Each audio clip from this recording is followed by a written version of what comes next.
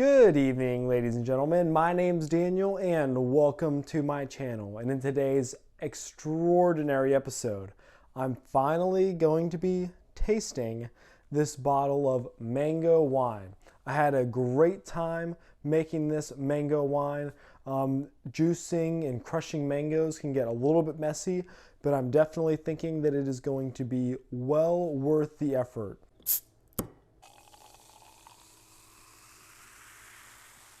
If you're new to this channel, I am Sustainable Dan, where I teach people how to do more things for and by themselves. And one of those things that I teach people how to do is make beautiful home brewed creations. So if you like the content that you see here, make sure to give this video a thumbs up and subscribe for future videos. So before I crack open this bottle of wine, I always like to go over the history of the wine. So I started this mango wine on the 3rd of July, and it looks like I had it back sweetened, degassed, and stabilized on the 23rd of July, which means that I really stabilized this thing pretty quickly. The specific gravity started out at 1.080 and finished all the way down to 0.990.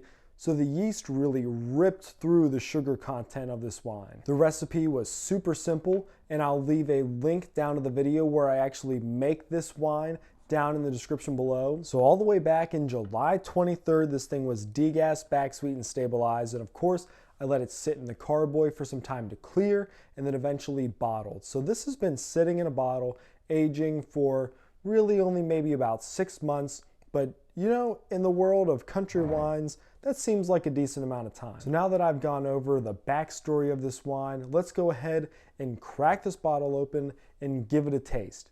I love mangoes so much, and these were some awesome mangoes from Sam's Club, these extra sweet mangoes, and I can't wait to see how this wine turned out. I have my extra special wine opener. You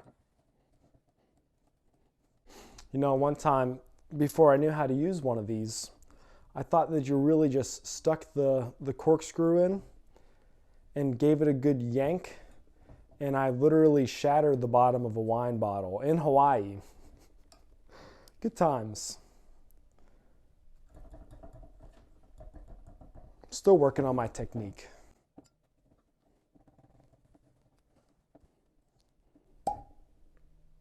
Did you hear it? Okay. So let's look at this beautiful mango wine. It cleared very well, which I was definitely concerned about because of how cloudy it was for a while.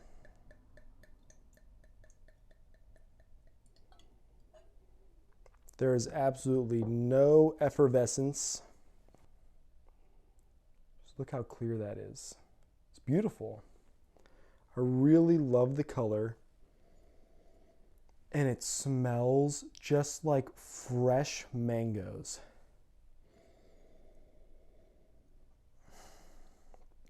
That smells way too dang good. It's of course chilled, and mango is a very light flavor, so let's see how this turned out as wine.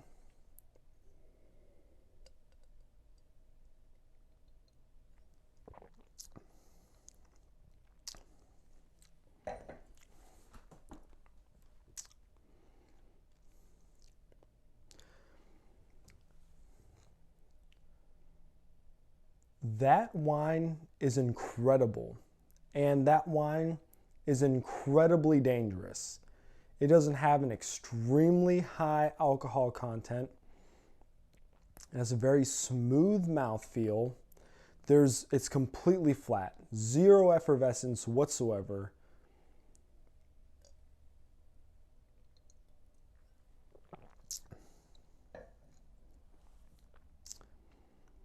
And I can't believe how well the mango flavor came through. Whenever I was juicing the mangoes, I was afraid that I wasn't extracting the juice properly.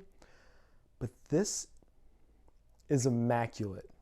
Like, this is so stinking good for something that I just threw together on a whim. I really, because I've tasted this periodically, And this being able to sit for 6 months was everything that this wine needed. If you are a fan of mangoes, you need to try this recipe. It has the perfect amount of fruitiness. It's not overbearing, and it's not particularly sweet either. This does not have a ton of sugars in it. It's just very light and refreshing. It's January right now, which is probably the worst time to be drinking a nice white mango wine, but I have more bottles of this. And come summertime, this is going to be the life of the party.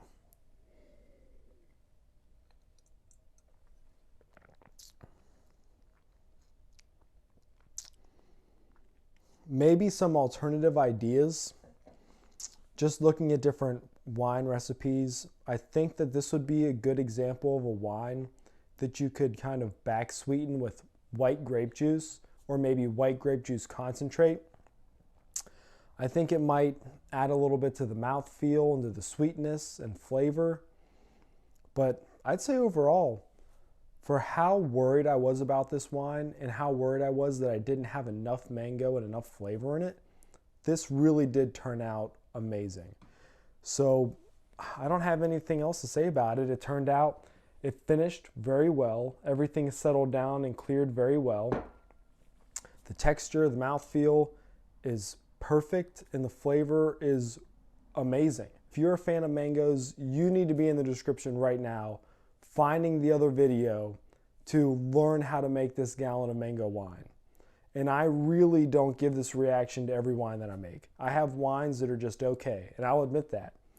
But this is the bomb. Thank you so much for being here. Thank you so much for seeing me taste a delicious mango wine. But you should be jealous of me right now. It's 2023, a new year. I have a lot of new ferments ahead of me, and I can't wait to see what we're making and what we're tasting next. But until then, happy brewing.